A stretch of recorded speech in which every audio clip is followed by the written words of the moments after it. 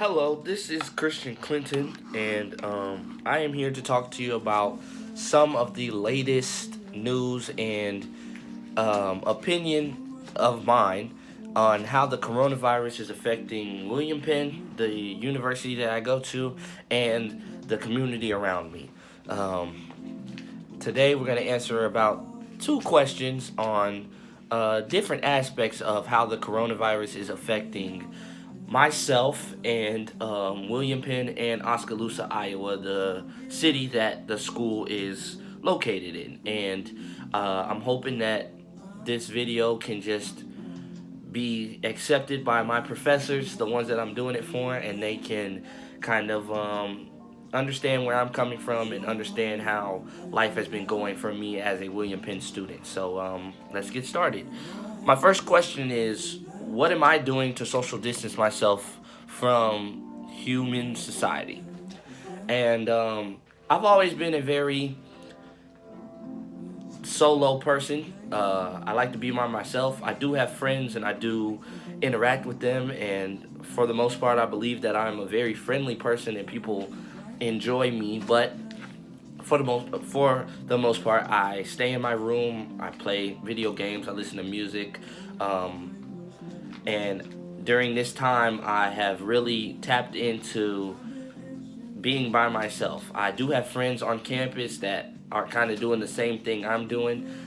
Fortunate enough, a couple of them are roommates, so they see each other more than I do, and I think that gives them a chance to kind of not be so bored and so unoccupied by human society, but at the same time, it gives them a chance to kind of just keep to themselves and figure out some things that they like to do. I've heard that some people have been talking to each other about different things that they want to do in life, and it's kind of been expanding their horizon and their thought process on what they thought they wanted to do in life.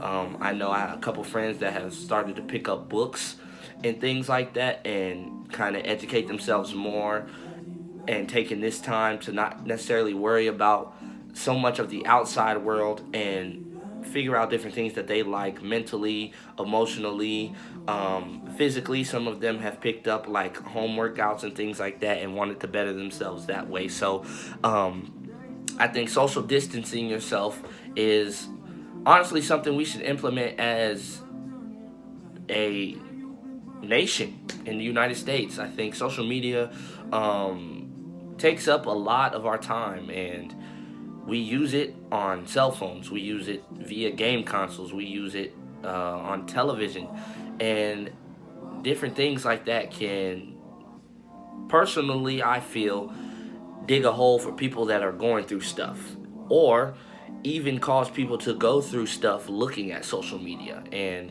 we all know about depression, and we all know about bullying, and we all know about the different struggles social media can bring. And I feel that social distancing not only is allowing us to cleanse ourselves of that, but it's also giving us ideas to venture out and do other things, find hobbies, find other activities that may be interesting that can either help ourselves mentally, physically, or emotionally, or help others mentally, physically, or emotionally. And I think everybody needs that, and nobody realizes it's apparent to have this type of peace until something bad like this, such as an epidemic, comes around and we realize, all right, we just need to cut off all human interaction, or something bad happens like death, or somebody commits a suicide because of something they saw on Instagram or something that made them feel like they weren't enough.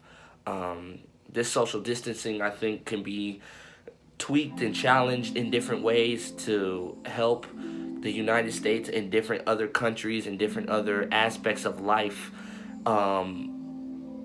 differently, if condensed, broken down, and properly structured, to allow ourselves to social distance the proper way and to accomplish more than just staying away from people, but also accomplish different feats that we need as humans, such as happiness, such as such as just being social in different ways and not allowing ourselves to see things so negative, being more optimistic in certain situations. And I feel like social distancing has done that for me, is doing that for me, is doing that for my friends. And I would hope that later on, when this epidemic has gone down, we could take that social distancing aspect and plug it into a nationwide aspect and allow ourselves to interact with that more. Um, so that was the answer to my first question. My second question is, how are online classes for me? Um, Personally, being a senior and being this close to graduating and with all of this stuff happening, I'm trying to stay positive, but so far, online classes have been going well. I feel like I don't have too many requirements online. Mine is more activity based assignments, such as making a video right now to turn in, or writing a paper, or um, simply just trying to see different aspects of how the coronavirus is affecting the world around me without sitting down in front of a teacher and talking to them.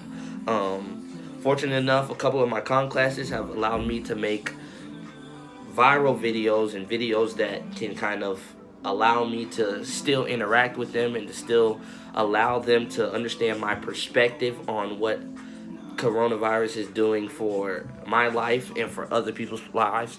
So therefore, I feel like the online classes have been somewhat of a breeze for me. During this time, I've been trying to, like I said before, do some different things, such as find some hobbies, find some different interests, read on some different information that I didn't necessarily know about or I knew about and never properly sat down to research and read and figure out more information for it. So I feel like the online classes have given me a chance to do that, because along with enhancing my mind and enhancing my knowledge for different aspects of the world and different concepts the world has to offer me, it has allowed me to take all of that I'm learning and put that into my studies, put that into different research topics that I have for an upcoming English assignment that is due in the next couple hours, actually. So I think the online classes has really helped with that, and I think universities should implement that more into their subjects. It shouldn't just always be, hey, let's do in class with a teacher. You have to report to me every Tuesday, Thursday, Friday, whatever the case may be. I feel like online classes allow you to kind of have that sense of more independence. I know if you go to like a bigger university or you go to like a state university where it's a lot of people going there, you have that sense of independence and you don't report to a teacher all the time. And if you do, it might just be via email, or you go to a big seminar class and the only job for the professor is to teach you to write down on the board. You take the notes how you want to. You pay attention to what you feel you need to pay attention to.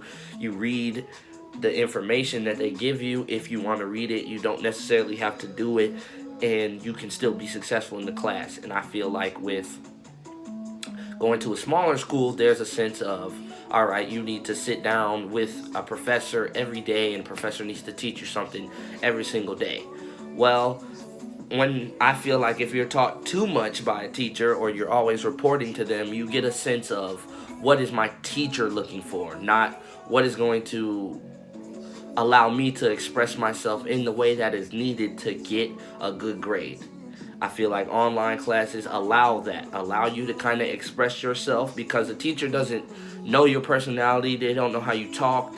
Some might not even know how you look if they don't do the Zoom, things like that. So implementing that online class or that online interaction kind of allows students to take a step back and say, you know what, let me get this grade not only for myself, but to show that I don't have to just be up under a syllabus and under a criteria. I can kind of venture out, because I think a lot of students in college kind of want to get grades for their teachers. I want to get an A because my teachers are hard, or I want to know how to get an A because my teacher is really picky on this section of writing, or she looks for this, she looks for that. I feel like with online, it still can be communicated that they're looking for something, but without reporting to them and seeing them all the time and only communicating through email, not everybody's on their email all the time. So therefore, after a while, you just kind of have to figure out like, hey,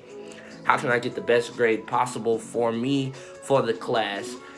That way, my teacher and myself don't feel too overwhelmed. And I think that's something that's really developed from online classes. And I think I'm not the only one that enjoys it. And hopefully, other people can stress that to them, to the school and to different professors, that they prefer online, and maybe it'll allow some changes to be made to how college life is, and more online classes for every subject will be offered later on, just to give people that chance to say, hey, I need to get this grade for me. I don't need to have such of a teacher critical mindset, wondering what my teacher's looking for, what my teacher wants, what my teacher needs from me in this assignment. It can just be more independent, based off my work and what I feel is correct. And then teachers can kind of say, yes, this is what I'm looking for.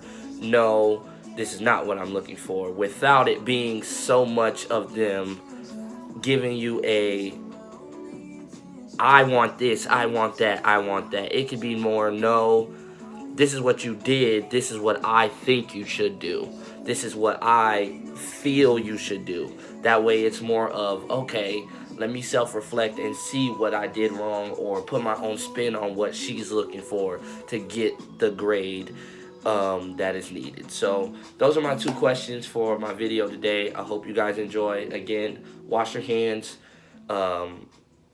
make sure you take a bath, drink water, hand sanitizer every chance you get, and stay safe during this outbreak.